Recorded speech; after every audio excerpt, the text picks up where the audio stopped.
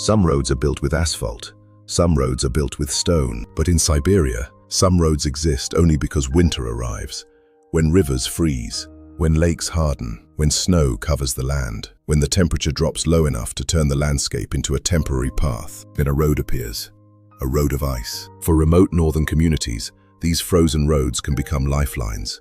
They carry food, fuel, medicine, machinery, building materials, and people. This is the frozen road that keeps Siberian villages alive. In many remote parts of Siberia and Yakutia, distance is one of the greatest challenges. Villages can be separated by forests, rivers, permafrost, mountains, and enormous stretches of land. In summer, some areas may be difficult to reach because of water, mud, or lack of permanent roads. But in winter, the frozen landscape can create temporary routes. These roads may cross frozen rivers, packed snow, or seasonal winter paths. They are not ordinary roads. They are seasonal. They depend on temperature. They depend on ice thickness. They depend on weather. And they demand respect. The first rule of an ice road is trust, but not blind trust. Drivers must trust the route only when conditions are right. Ice must be thick enough. Weather must be cold enough. Visibility must be acceptable. The vehicle must be prepared. The driver must understand the risk. This is not a road for carelessness. It is a road that exists because people study winter carefully. Winter creates the path. Human judgment decides whether to use it. For remote villages, these roads can be essential. Fuel may need to arrive before the coldest months. Food supplies must be transported. Materials for repairs may come in.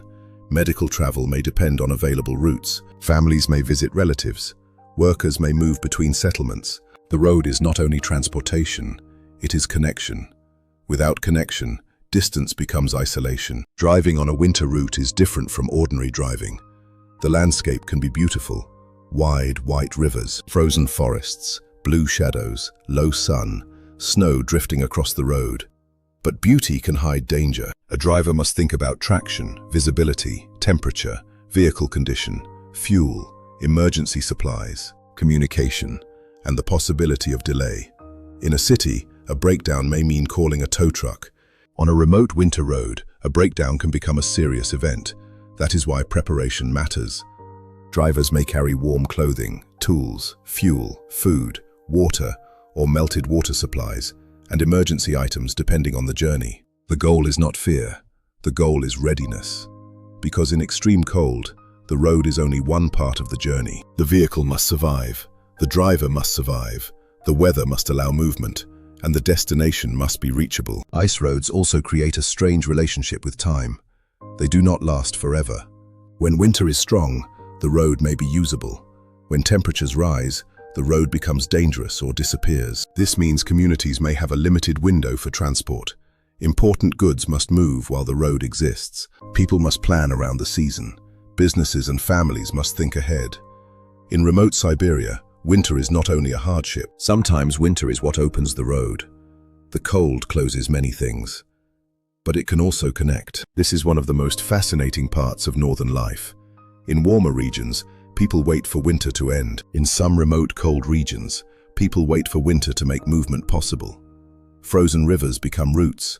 Snow-covered land becomes passable. Heavy vehicles may move where summer travel is harder. The season changes the map. Not on paper, in real life. But every journey still carries risk.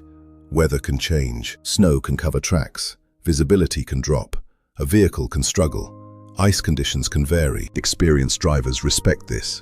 They do not treat the road as guaranteed. They read conditions. They listen to warnings. They prepare the vehicle. They avoid unnecessary risk. In the north, confidence must be supported by knowledge. The people who use these roads are not chasing adventure. They are living normal life in an extreme environment. A driver carrying supplies is not performing for a camera. A family traveling between villages is not looking for danger. A truck bringing fuel is not part of a stunt. They are doing what must be done. And that is what makes the story powerful. The frozen road shows how survival is often about infrastructure. Not only warm clothing, not only strong people, not only dramatic weather. Infrastructure, roads, fuel, vehicles, timing, logistics, local knowledge. Without these systems, remote life becomes much harder. In extreme places, A road can be as important as a stove. When the convoy moves across the ice, it carries more than cargo. It carries a village's winter. Fuel for homes, food for families, parts for repairs, supplies for schools, materials for work. Hope that distance will not become isolation.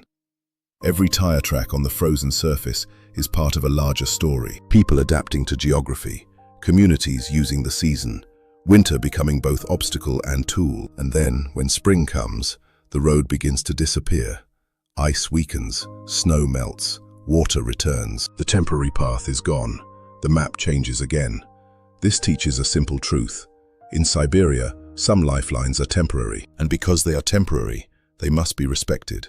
The frozen road is not just a road. It is a season. It is a risk. It is a connection.